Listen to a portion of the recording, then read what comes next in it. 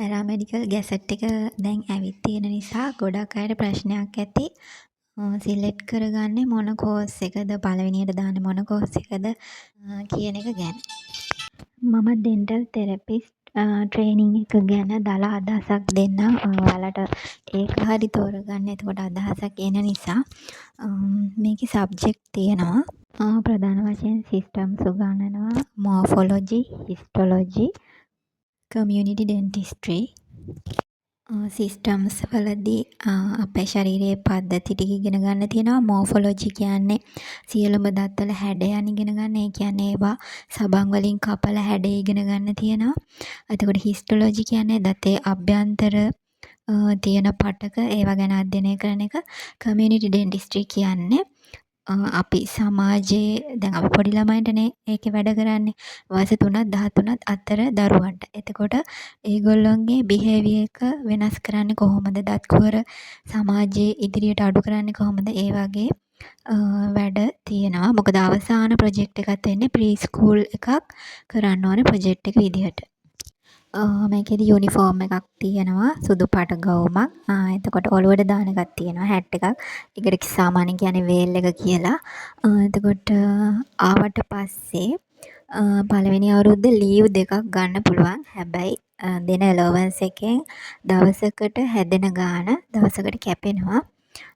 Leave දෙකක් ගත්තොත් ඒ leave දෙකට සැලරි එකෙන් කැපෙනවා.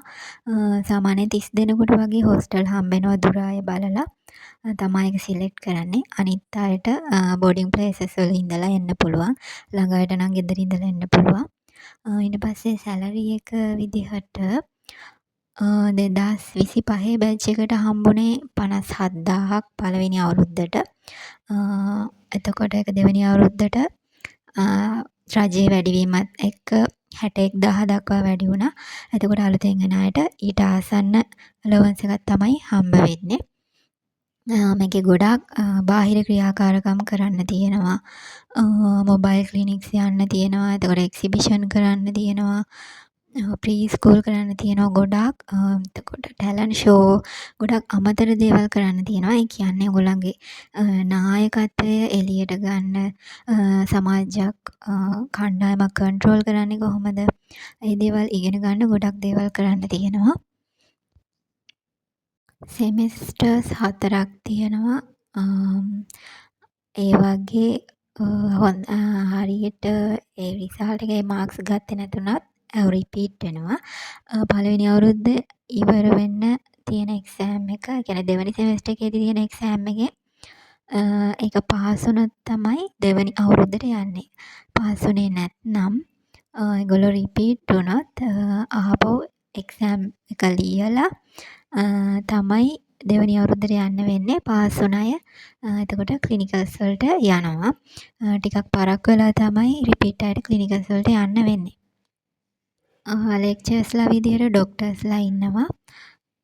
සිස්ටර්ස්ලා ඉන්නවා. අපි යාළුවට සිස්ටර් කියලා කතා කරන්න ඕන. ඉන්ටර්විව් එකේදී සර්ටිෆිකේට්ස් වගේම උස බලනවා. ඉතින් මේකදී ක්ලිනිකල්ස් වලට ගියාට පස්සේ හිටගෙන තමයි වැඩ කරන්න තියෙන්නේ. මොකද ඩෙන්ටල් චෙයා එකක් තියෙන්නේ. ඩෙන්ටල් තෙරපිස්ලා ට්‍රේනින් කාලෙදී හිටගෙන තමයි වැඩ කරන්න තියෙන්නේ. දෙවැනි අවුරුද්දේදී කැෂුවල් ලීව් 7ක් සහ මෙඩිකල් ලීව් 14ක් තියෙනවා. කැෂුවල් වලින් පස්සේ මෙඩිකල් අරන් එන්න ඕනේ ඉතුරු ලීව් 14ට.